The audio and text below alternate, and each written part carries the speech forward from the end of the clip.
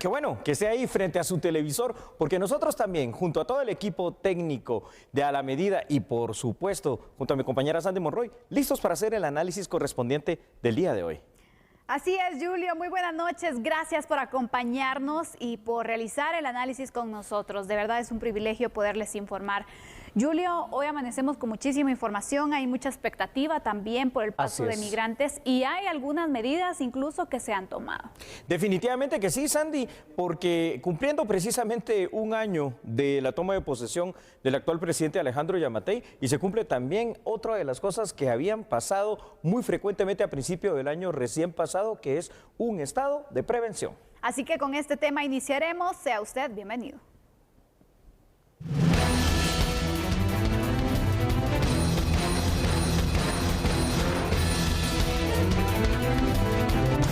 Izabal, Zacapa, Chiquimula, Jutiapa, El Progreso, Petén y Santa Rosa amanecieron bajo estado de prevención este jueves 14 de enero de 2021, al considerar y determinar que en la circunscripción de estos puede verse afectado el orden, la gobernabilidad y la seguridad de sus habitantes, en virtud que grupos de personas pueden poner en riesgo la vida, la libertad, la justicia, la seguridad, la salud, la paz y el desarrollo integral y patrimonial de los pobladores, por el riesgo de desplazamientos de grupos de personas con características de migrantes que cruzarán las fronteras del país. En ese sentido, que los migrantes procedentes de Honduras regularmente eligen ingresar por puntos fronterizos en los departamentos de Izabal o Chiquimula. Luego, algunos grupos se dirigen hacia el norte al departamento de Petén buscando cruzar hacia México y otros optan por enfilarse por la ruta al Atlántico, atravesando el occidente del país, buscando llegar a México, atravesando la costa sur del país hasta llegar a la frontera en el departamento de San Marcos.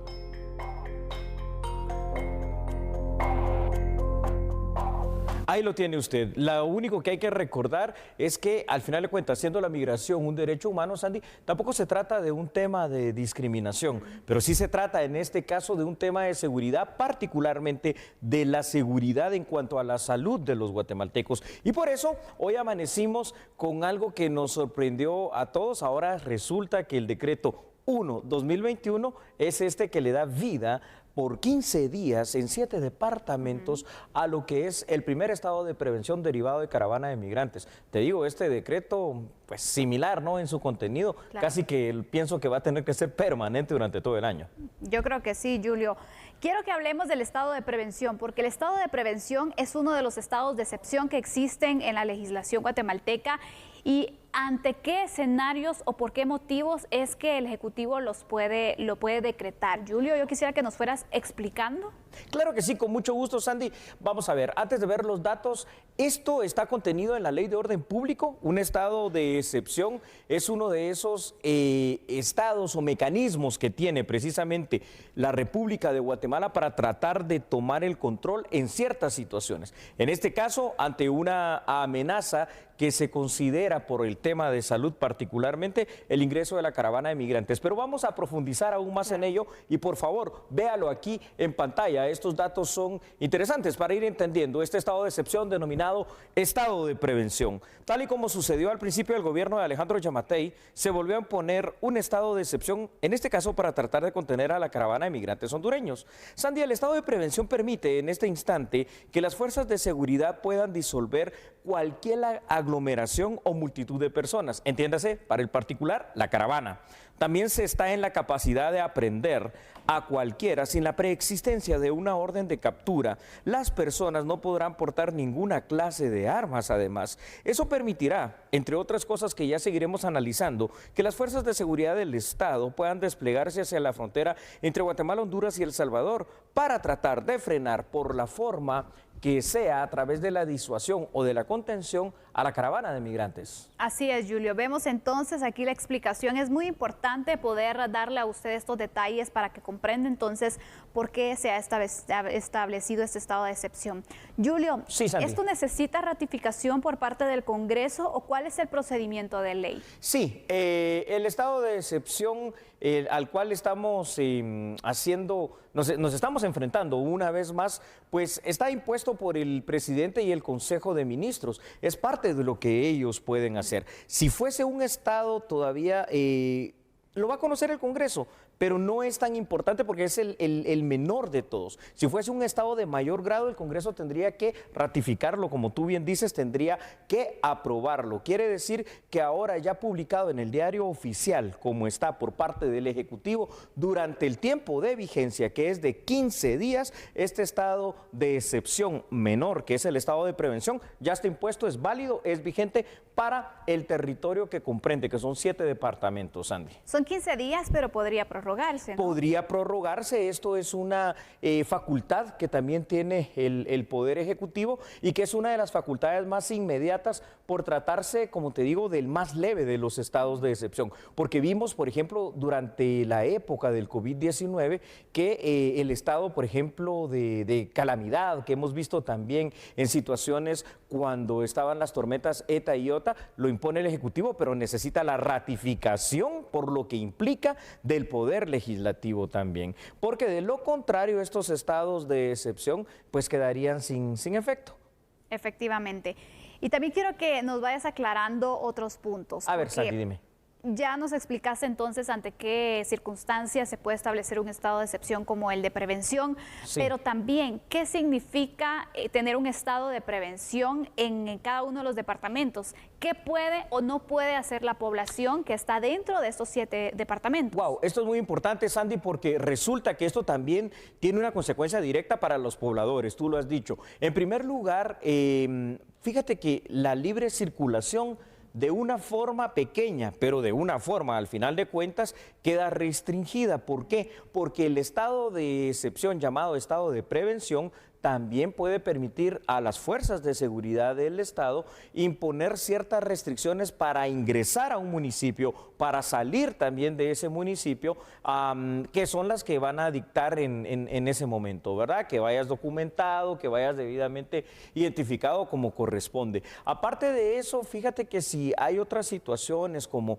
el hecho de que quieren hacer, por ejemplo, una reunión masiva, que en este caso pues tampoco es que sería prudente hacerlo. Entonces todo eso también queda coartado, o en todo caso tienes que empezar a pedir los permisos correspondientes. Casos prácticos, por ejemplo, en el caso de servicios religiosos, tienen ahora que tomar la consideración en el caso de los departamentos de avisar a las autoridades municipales y a la gobernación departamental cuando correspondan para poder obtener los permisos correspondientes, en todo caso de hacer este tipo de reuniones hasta de orden religioso. ¿Y qué pasa si yo no hago caso, lo realizo y pues se realiza algún tipo de operativo o algo? Porque me imagino que las fuerzas de seguridad estarían controlando y supervisando, ¿no?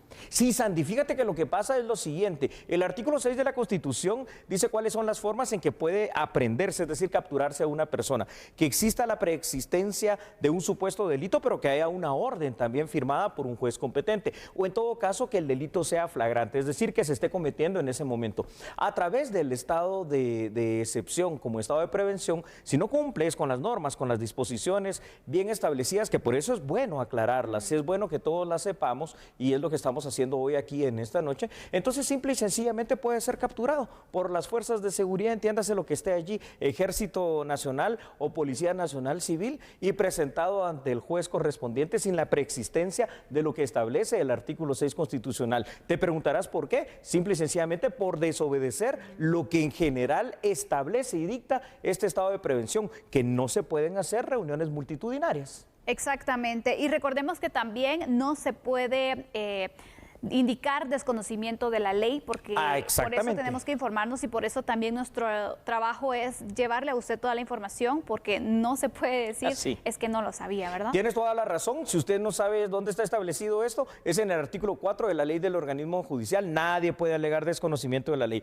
Para ir cerrando un poco el tema, permítame presentarle otros datos que hemos preparado antes de que lleguemos a estas conclusiones finales. Y es que es importante, la medida fue tomada por el Ejecutivo, pues considera, Sandy, que la llegada de la caravana representa un peligro en el tema de salud. Las fuerzas de seguridad podrán impedir a partir de este estado de prevención la salida de las poblaciones, de las personas, o en su caso someterlos a registros bastante estrictos. También van a tener la potestad de exigir a quienes viajen por el territorio nacional cuál es el itinerario que van a seguir.